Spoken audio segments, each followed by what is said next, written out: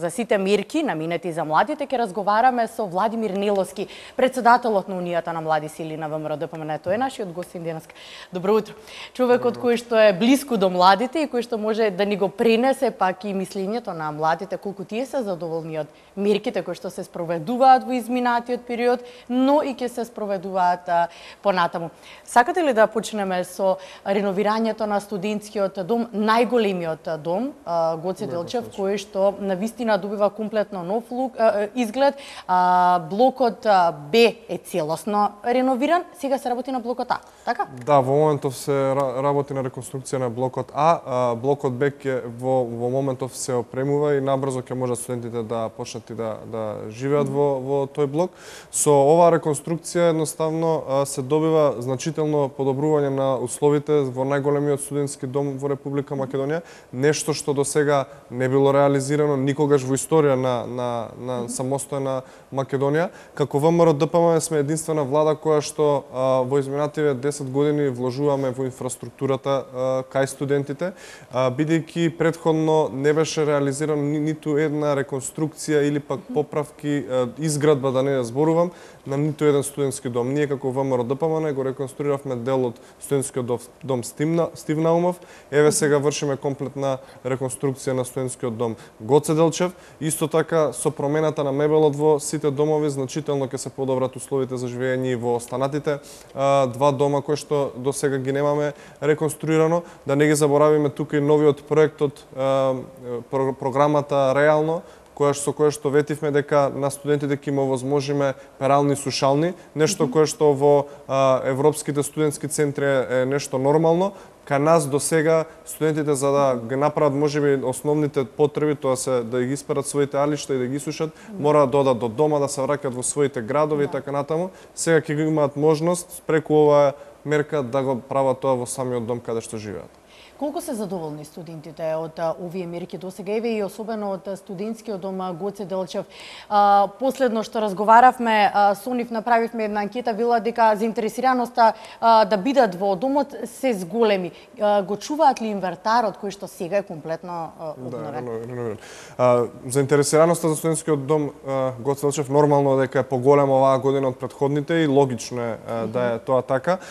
Дали студентите го чуваат инвентарот? Јас сум уверен дека голем дел од студентите го чуваат. Сега, ако збориме за одредени хулигански испади на одредени, може и не се студенти, но биле на поминување во студентскиот дом, тоа се случува. Јас апелирам да го пазат инвентарот, лифтовите и сето она кое што се инвестира во студентските домови, бидејќи пред се тоа е за нив, бидејќи тие живеат таму и тие дел од своето студирање го поминуваат во студентските домови. Но повеќето од студентите, најголем дел, се грижат за инвентарот и се грижат да живеат во подобри услови, не само тие како генерација на студенти, туку и генерациите после нив. Неловски, извојувате мерката за бесплатен воз како една од поуспешните мерки. Во последните 2,5 години искористиле 80.000 лица до 27 години. Тука спаѓа и бесплатниот превоз, јавниот градски превоз. За јавниот бесплатен превоз за студенти, преку оваа мерка која што започна да се реализира на 1 јануари 2016 година, над 23.000 студенти ја имаат искористено, со што се покажува голема успешност на оваа мерка и дека 80% од студентите, посебно во градот Скопје, ја користат оваа мерка и имаат одреден бенефит. Долго збориме за финансиите и за штедите кои што тие студенти ги прават, околу 12.000 денари на годишно ниво, наместо да ги дадат на билет за превоз, тие ги користат дали за книги, дали за кафе, дружби и така натаму, така да дел од средствата им помогнавме да ги заштитат и нивните семејства да ги искористат за нешто друго. Ги споменавте книгите, започнавте и лани летниот период, ми се чини, со обнова на библиотеките. Дали тоа ги врати читателите во библиотеките, студентите млади? За оние кои што имаат контакт со студенти, добро знаат дека во библиотеките и во читалните никогаш не било празно, односно сегогаш се бара место повеќе. Преку овие мерки се обидовме на еден начин да им овозможиме на сите млади, доколку немаат навика да учат дома, односно имаат навика да учат во читална, да можат да го направат тоа. Сите ние знаеме дека во познатата читална Браќа Милодиновци за која што е најавено и исто така целосна модернизација и реконструкција. Се чекаше ред, се оставаат чанти, пријатели доаѓаа порано, па се ги чуваа местата, студентите едни на други. Ги направивме, односно ги промовиравме овие проекти, ќе започнат со реализација во текот на 2017, се со цел да направиме можност да се зголемат капацитетите и да нема толку турканици, да нема нервози, односно да можат студентите, да речеме, бидејќи најавена читална во аеродром, да не мора да патуваат од аеродром до центар за да дојдат или пак до своите факултети за да учат, да го направат тоа во својата општина. Така да, иако можеби изгледа помалку важна како мерка и проект, сепак сметам дека и јас лично, бидејќи имам учено по читалните низ Скопје, сметам дека овој проект е од исклучително значење за студентите. Ќе пропатуваме низ меркиве кои што се реализира и навистина како успешни ги издвојувате. Вие ја издвоивте и успешна мерката Купи куќа за млади. Токму така. Ова е можеби најкапиталниот проект од програмата Реално. Со овој проект им овозможуваме на младите луѓе да дојдат до свое сопствено домување. Тоа е нешто кое што мора да признаеме не само за младите, туку не само за младите во Македонија, туку за младите низ цела Европа и секаде проблем, да речам, бидејќи пред се младите луѓе кои што завршиле со факултет или пак нашле своја работа, за да заштедат за свој собствен дом им треба извесен период и не може тоа да го направат без да имаат значителни потешкоти. Токму затоа преку оваа мерка им овозможивме на сите оние млади кои што сакаат да дојдат до своја сопствена куќа, односно домување, владата да им субвенционира значителен дел од средствата во текот на подолг временски период од 11 години, со што на младите луѓе им даваме финансиски стимул и помош да престанат, да речам, да живеат со нивните родители или пак да живеат под кирија, туку едноставно да бидат своји на своето. Во моментот работите на обуки за млади лица, за какви обуки станува спор? Во моментов како Унија на млади сили правиме наразлични обуки низ цела Македонија во сите изборни единици. Тоа го правиме во различни изборни единици се со цел да можеме да опфатиме што е можно повеќе млади луѓе од сите општини во Република Македонија. На обуките темите се најразлични. Дел од обуките ги правиме за подобрување на организацијските способности на членовите на УМС. Еве во моментов подготвуваме обука за претприемништво која што ќе биде набрзо објавен огласот за пријавување, ќе може на интернет сите млади да се пријават и ќе на таа обука, како што и веќе неколку пати ја направивме, ќе има најразлични претприемачи, млади, но и постари кои што се успешни во својот бизнис и ќе ги пренесат своите искуства, бидејќи мора да сме свесни дека младите луѓе се повеќе се одлучуваат да отворат собствен бизнис.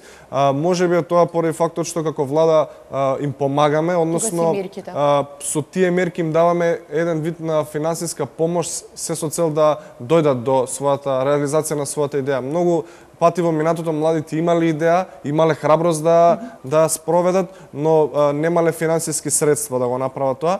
Преку најразличните мерки, грантови, кредити кои што ги овозможуваме преку Агенцијата за вработување, им овозможуваме на младите доколку имаат идеја да реализираат. Токму и затоа се овие обуки, се со цел да инвестираат младите во своето образование, лично во самите себе си и да подобрат некоја своја лична карактеристика. Значи, како што кажа, дали се тоа за организацијски способности за претприемништво, најразлични типови на теми обработуваме на овие обуки и гледаме да се нешто повеќе можни градови или општини во Македонија за да опфатиме што е можно повеќе млади. Низ повеќе градови, како што рековте, низ целата република, има ли голема заинтересираност? Има заинтересираност пред се поради фактот што освен тоа што овие обуки имаат нормално образовен карактер и младите учат нешто ново на овие обуки, да не забораваме дека и тие обуки младите се дружат и создаваат нови познанства, пријателства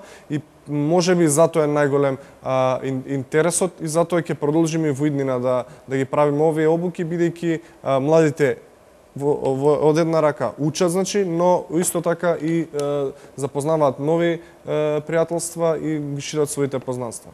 Ниловски, велите, не запираме со вложувањата во младите и во програмата 40 на нови проекти со кои што дел изреализиравте 168 за оваа година, да? Вака, ќе те прегнем Јована, во програмата реално има 40 конкретни проекти кои што ги промовиравме ние како УМС. Но во програмата за кои што младите гласа има 168 конкретни проекти за младите кои што не успеавме сите да ги промовираме пред кампањата. Во текот на кампањата ги промовиравме и поради тие 168 проекти младите одлучија да гласат и да дадат својата поддршка за ВМРО ДПМН. Дел од тие проекти, како што напомена, започнаа со реализација. Година, да. Токму така, дел ќе започнат во текот на оваа година, но морам да кажам дека 2017 и 2018 без разлика на оваа политичка криза која што сите млади чекаме да заврши и конечно да се фокусираме на младите, на работите кои што се интересни за младите, проектите нема да запрат и еве можеме да видиме дека продолжуваат и во овие неполни 2 месеци од кога се завршени изборите. И доказ за вашата работа е во моментот рекорден број на членови на Унија на млади сили. Унија на млади сили е најголемиот политички помолок не само во Македонија и на Балканот е тоа. Ние имаме над 55.000 членови, со што сме еден од посериозните организации не само во Македонија, туку и на европско ниво. Тоа признание го добиваме и од најразличните европски десничарски организации во кои што учествуваме, како што е помладокот на Европската партија, на Европската народна партија, Европските демократски студенти, каде што иако доаѓаме од земја која што не е дел од Европската унија и сме мала земја со само 2 милиони жители, сепак имаме полноправно членство и нашите гласови вредат еднакво како и гласовите на Германија, на политичките организации од Германија, Франција, Италија и така натаму. И така како таа бројка е мотив да продолжите успешно со вашата работа како досега, ви посакувам успешна работа и ви благодарам што бевте мојот гостин денес. Ви благодарам и на вас за поканата.